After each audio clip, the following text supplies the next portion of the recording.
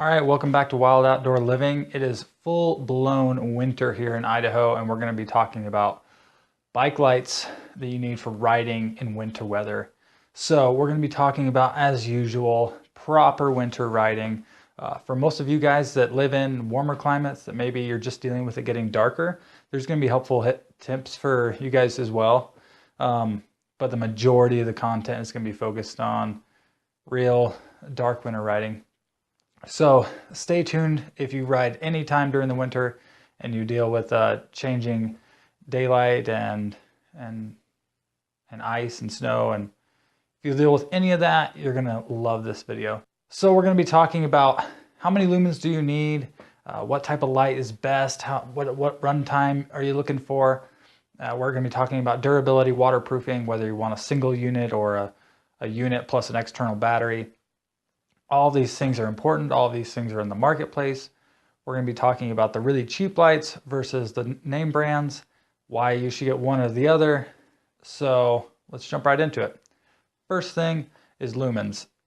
For winter riding, or any riding at night for that matter, you should get a light that is no less than a max of 200 lumens. So that means that the max setting should be no less than 200. Lights generally, you'll see lights from 35 to 80 to 120. And those lights are generally just to make you more visible on the road, but they're not going to help you see, and they're not going to help you be visible during the daytime, during foggy conditions or just general cloudiness that is pretty common in the winter. So you're going to want to start at least 200.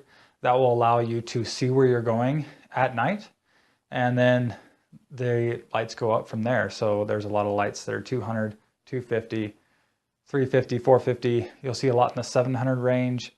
There's several 950s out there. There's a ton of thousands. There's a ton of 2000s.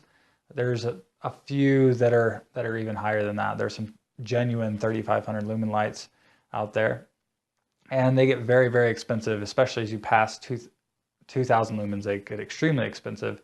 As you pass 1000 lumens, they get to be quite an investment. So that brings up another point. What about the cheap lights? You'll see a lot of stuff on eBay and Amazon, maybe for 18, 20 bucks, maybe 30 bucks that is boasting 5,000 lumens. To put it into perspective, 700 lumens that I have on my bike is actually more than my 1991 Toyota pickup. So 5,000 lumens is a huge undertaking for such a small light. And for 20 bucks, you have to question that. There's a ton of videos out there that show that really those lumen claims are just totally bonkers. The really cheap lights, honestly, most of the tests that I've seen, they're really not putting out any more than 200 lumens. So while they can be a good option, some of them might be in the 500 lumen range and pretty cheap, and so hey, that could be good. But they often come with battery packs that are not sealed, that are very poor quality. I'll post links to a bunch of videos down below, and you can see some of the tests that they've done that show that these really are poorly made and can be dangerous. There's been some instances of people burning their houses down with these really cheap battery packs because they don't have surge protectors. They're not properly built and nobody's really standing behind them. So while you can certainly do that, it can be a good choice. The name brands have come way down. You can get a 500 lumen light for like 50 bucks. You can get a lot under 1,000 and under for $120, $100 and under. So the light that I use, the Bontrager Ion 700 lumen light, way more than you really need. Honestly, the 700 is quite adequate for in the city. 200 when it's totally dark is actually totally adequate for me as well.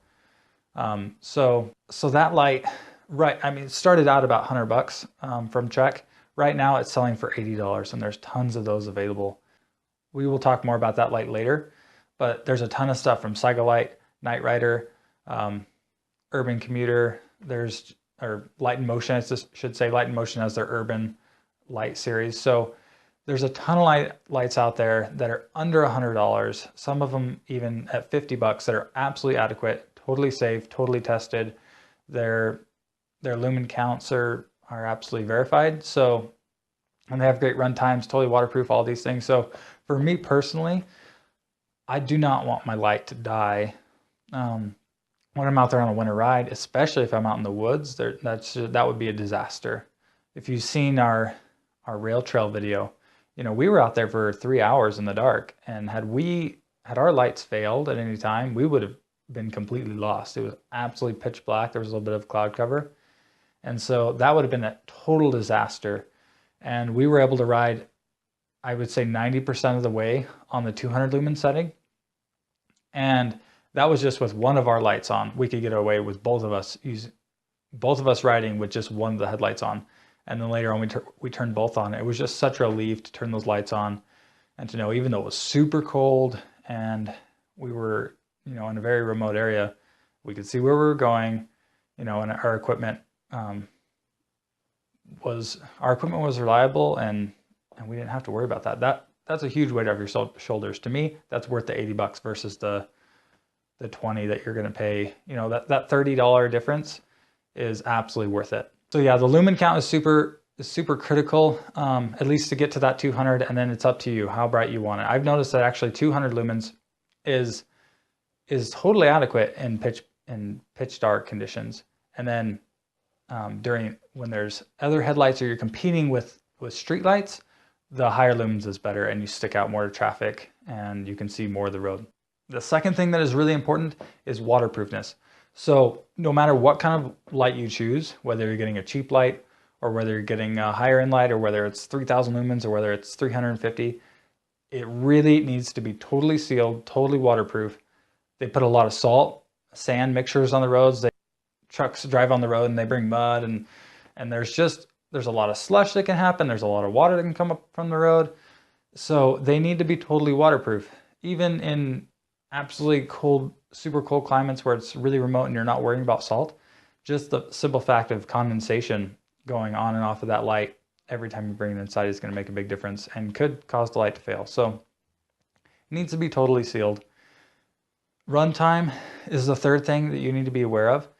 It really matters how long you want to run that light for. So if you're a guy that does 12-hour, 24-hour mountain bike races, you're not really worried about your commute time maybe, but you're riding all night. You know, you might want a light that has an external battery pack that can run on 800 lumens for 12 hours. You know, those lights are hard to find, but that may be what you're looking for. For someone who's just commuting, maybe going 10 or 20 miles, you don't need anything that lasts on the highest setting more than 2 hours, especially when you consider that most of these lights have lower settings that last significantly longer. So like our Bontrager lights, they last 1 hour and 45 minutes on 700 lumens, then they last 3 hours on the 450 setting, and then they last almost 7 hours on the 200 setting. So you can ride almost all night, even in the wintertime, you know, with that 200 lumen setting. And then if you really got in a jam, the flash settings, it has a 50 lumen plus flash, and that lasts 22 hours. And then it has an intermittent flash that lasts 40 hours. So, you know, even with a single unit, no external battery pack, if you really needed to, for some reason, I mean, it would last a super long time. So that's what you need. You might want a light that lasts a little bit longer if you don't want to charge it as often. So if you're like, my commute is only like 4 to 6 miles a day. And so I can get away with having a light that is only 2 hours because, you know, I'm only going to charge it up once a week.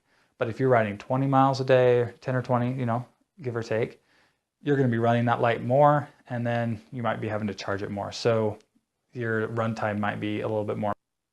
The other important thing to think about is how is the light mounted. Some of these lights use a pretty standard mount like the Bontrager does, and it's pretty interchangeable between a whole bunch of different kind of lights, this square snap-in mount.